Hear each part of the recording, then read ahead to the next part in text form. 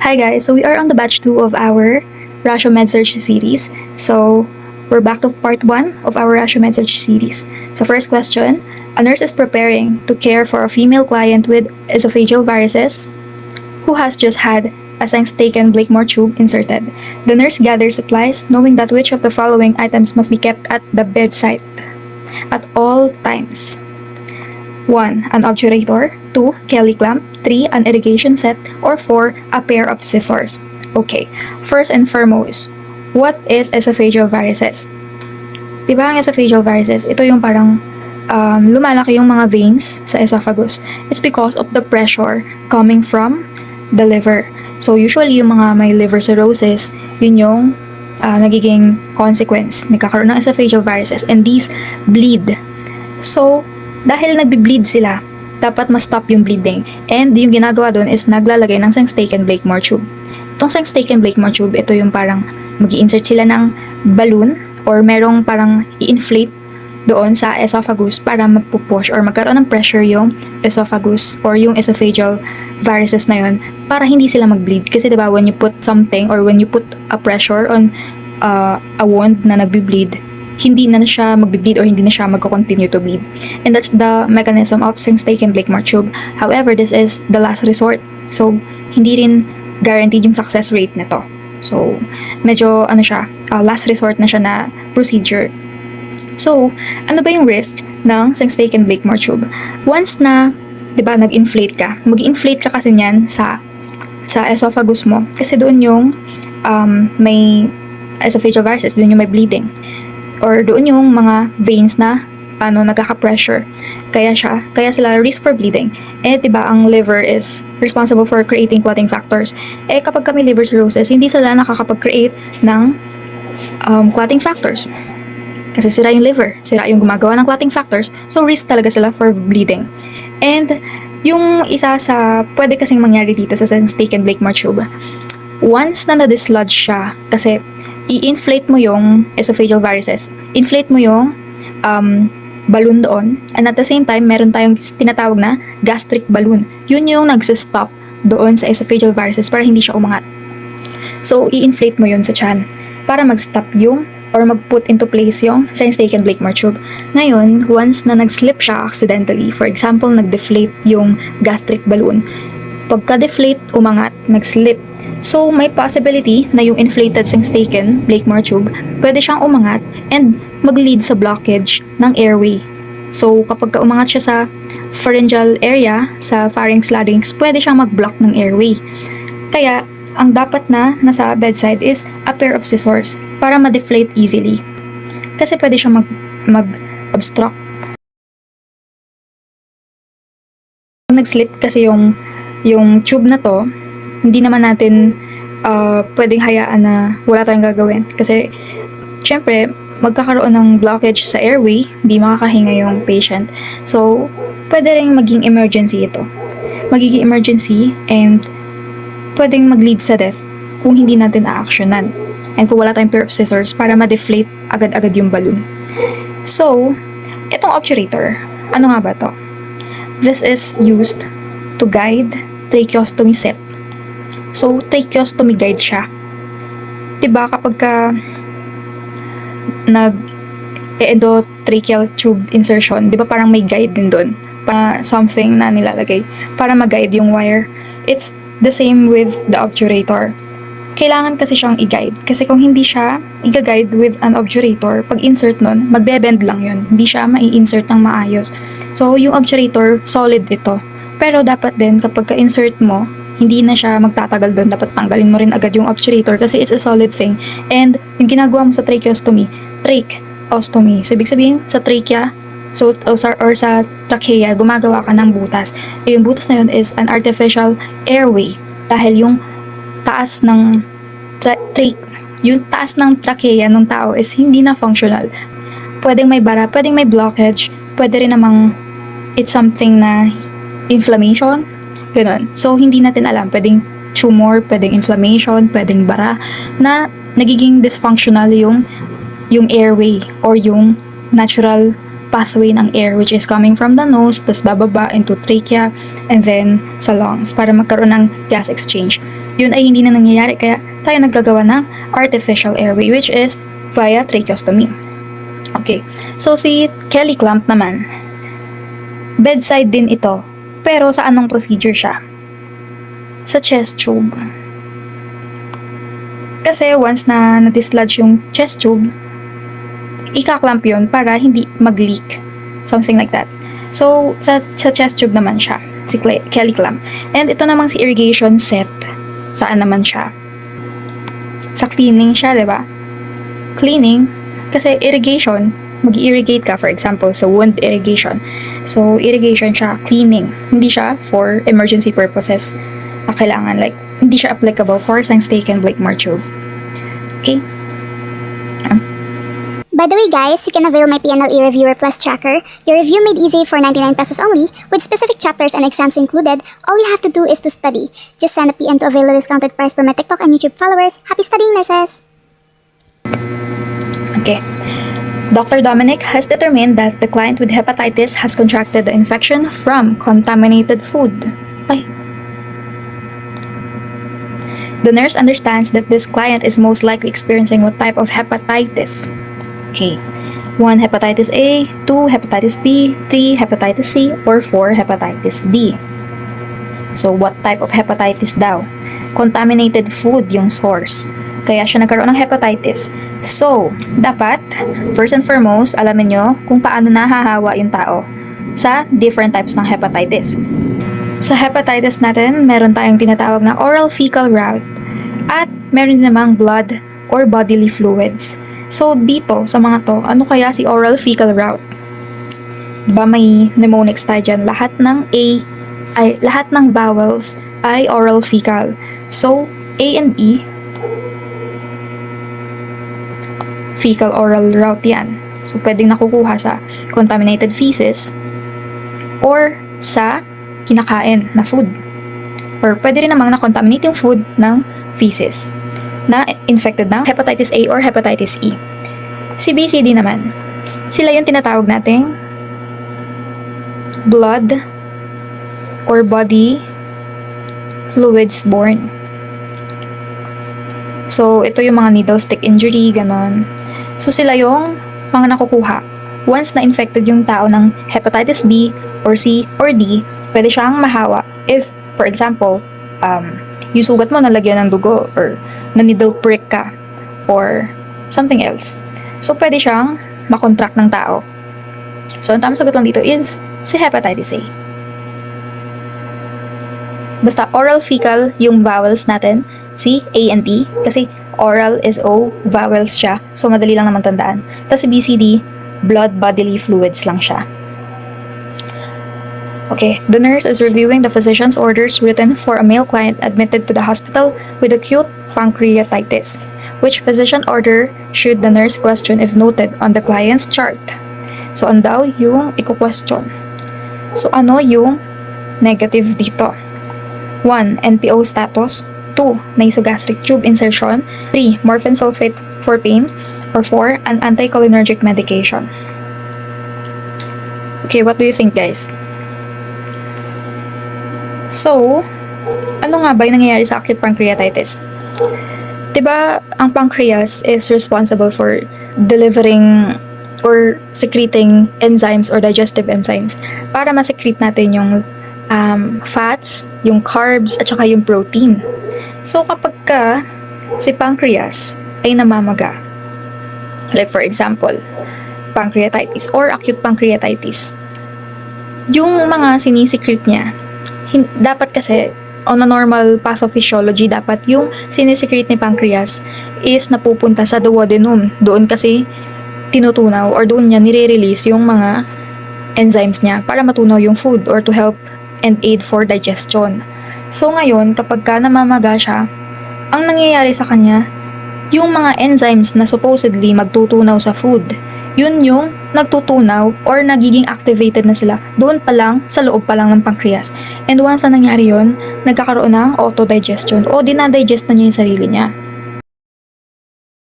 So itong autodigestion, this leads to a lot of problems. It's so painful and So kapag may acute pancreatitis, it is exacerbated kapag may stimulus ng food. Kasi the more na may stimulus ng food, the more na may magsasabi sa pancreas to release its enzymes. Ang problema nga, si enzymes niya ay hindi na nakakarating ng duodenum kasi doon pa lang sa pancreas natutunaw na or nagiging activated na yung enzymes niya. Kaya, instead na yung food ang tunawin niya, yung sarili niya yung natutunaw. So, dapat, ang main problem dito is yung namamagang pancreas. Dapat, ang gagawin natin is, i-relax natin yung pancreas. Dapat wala tayong stimulus ng food. Dapat wala tayong ipapadaan doon or something. Okay? And dapat, yung pathway niya is clear. Okay? So, let's go over the options. So, 1, NPO status. So, 1, NPO status. Ano to? Dapat ba to o hindi dapat gawin? Diba sabi natin, we have to relax the digestive tract. Kapag may exacerbation ng acute pancreatitis, dapat no stimulus of food para hindi siya mag-further release ng kanyang enzymes. So, tama to. So, tama siya. Ang hinahanap natin is negative. Negative, diba? Okay. So, 2, nasogastric tube insertion. Para saan ba to? Usually, si NGT, ini-insert para matanggal yung mga contents ng stomach. Or the more na yung stomach is may content na food, magdi-distend yan or mag-stretch and mag-sesend yan ng message sa, for example, sa vagus nerve na mag-release ng acid na merong food na dapat tunawin doon. So dapat wala siyang stimulus. So, tatanggalin yun via nasogastric tube. Tatanggalin yung contents ng stomach para yung pancreas hindi siya ma-alert to release its enzymes.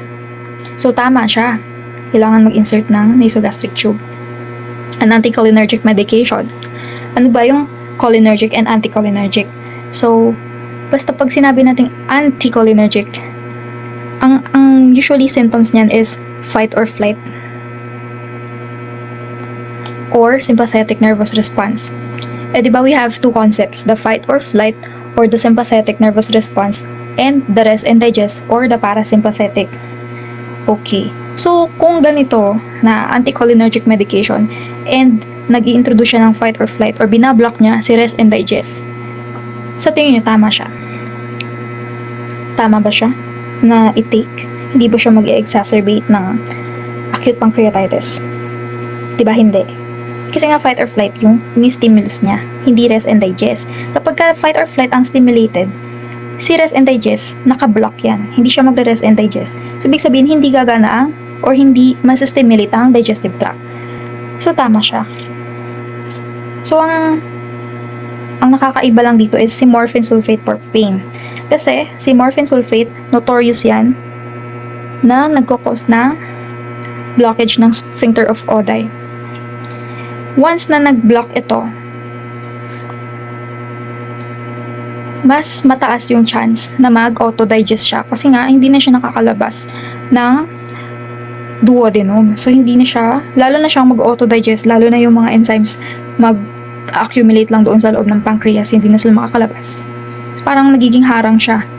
Naghaharang siya kasi magbo-block siya ng sphincter of Oddi. Something like that. So, dapat hindi siya tinitake. Pwede namang may mga iba namang for pain medication aside sa morphine. A male client with peptic ulcer is scheduled for a vagotomy and the client asks the nurse about the purpose of this procedure. Okay. Which response by the nurse best describes the purpose of vagotomy? So, ang tinatanong dito, ano daw yung tamang response kung ano yung purpose ng vagotomy kasi yun yung tinatanong ng client and yung condition niya is peptic ulcer. Okay. 1. Halts stress reactions. 2. Heals the gastric mucosa. 3. Reduces the stimulus to acid secretions. 4. Decreases food absorption in the stomach. First and foremost, ano ba yung ginagawa sa vagotomy? Diba vagus nerve involved dito? Ano bang ginagawa ni vagus nerve? Vagus nerve is responsible for acid secretion. Kasi si vagus nerve, yun yung parang messenger.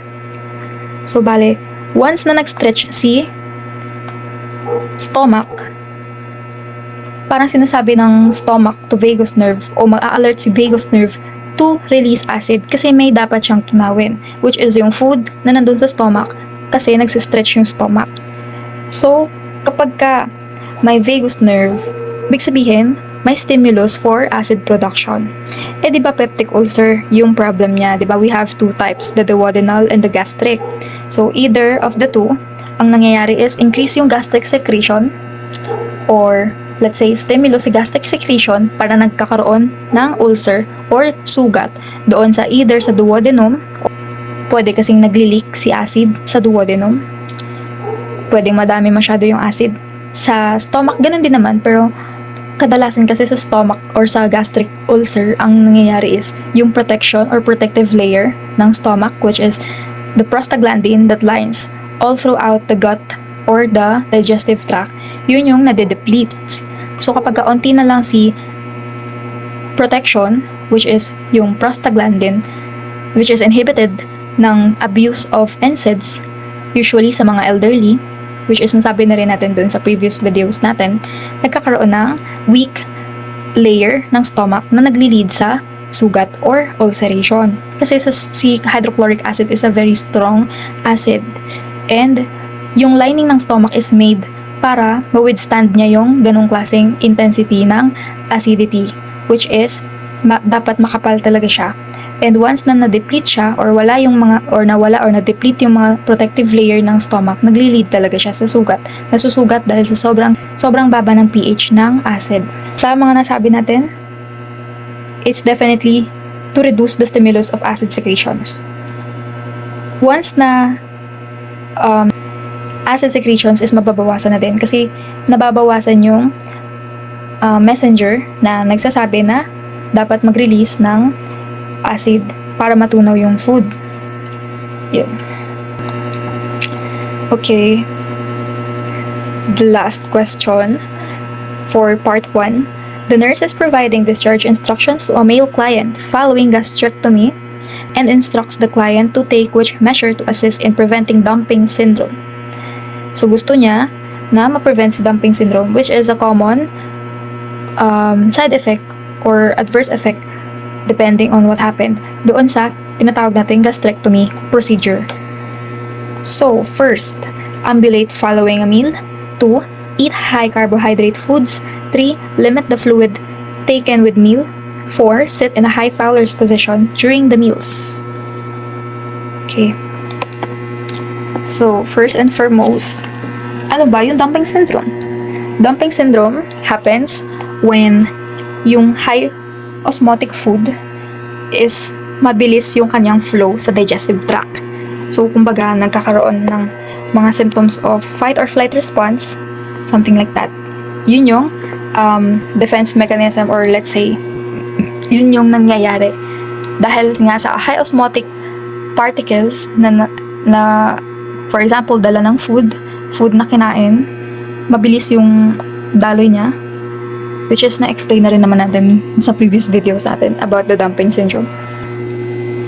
So, kapag may ganito, ano yung dapat nating gawin? Kasi nature ng dumping syndrome is mabilis yung flow ng food. Kaya nga nagkakaroon ng fight or flight response, something like that, yun yung mga symptoms. So, dapat, ang gagawin natin is ipe-prevent natin yung dumping syndrome. Di ba? Kasi kapag may gastrectomy, ibig sabihin, ectomy means may tinanggal. Gastro, sa tiyan, sa stomach. Usually, ito yung mga Billroth 1 at Billroth 2 natin, which is nagkakaroon ng anastomosis or connection lang doon sa ating stomach into either sa duodenum or sa jejunum. So, depende yun sa procedure. So, ano yung ating sagot? Ano yung sagot natin, guys? When you say to ambulate following a meal, ano ba yung nangyayari? Hindi ba by virtue of gravity, nag-i-increase yung digestion? So, ibig sabihin, nagsistimulate siya for dumping syndrome. It adds up to symptoms or it adds up as a factor for dumping syndrome. Okay. 2. Eat high carbohydrate foods. What's with the high carbohydrate foods? Di ba pag high carbs, parang mas nagpo-proceed sila sa osmotic shift kasi nag-a-attract yan ng water eh. So kapag ka nag-attract yan ng water, may possibility na mabilis talaga yung daloy ng pagkain. dahil sa taas ng osmolarity nila or osmotic presence nila sa gut. 4. Sit in a high Fowler's position during meals. It's just the same with same siya ng ambulate following a meal. Kasi high Fowler's promotes gravity. So, nag-increase din siya ng gravity, therefore, nag-increase din siya ng digestion. So, ang tamang sagot lang natin here is C. Limit the food taken with meal. Kasi, pagka may fluid yung meals natin or yung kinakain natin, mas mataas yung chance na mabilis lang yung daloy niya. Kasi nga, di ba, panulak yun. So, mas mabilis yung daloy niya sa GI tract. Okay. If you want these types of questions, mayroon akong full video nito sa YouTube ko. So, you can watch there para mahasa yung rationalization skills nyo and yung answering nyo ng board exam, especially sa MedSurg. So, yun lang. Thank you. By the way, nurses, if you enjoyed this video, help me launch my YouTube channel at Moni_RN2025 so I can post more and full version of lecture and ratio videos of your highly requested topics soon. Your subscription is highly appreciated, and good luck, nurses. Love, love.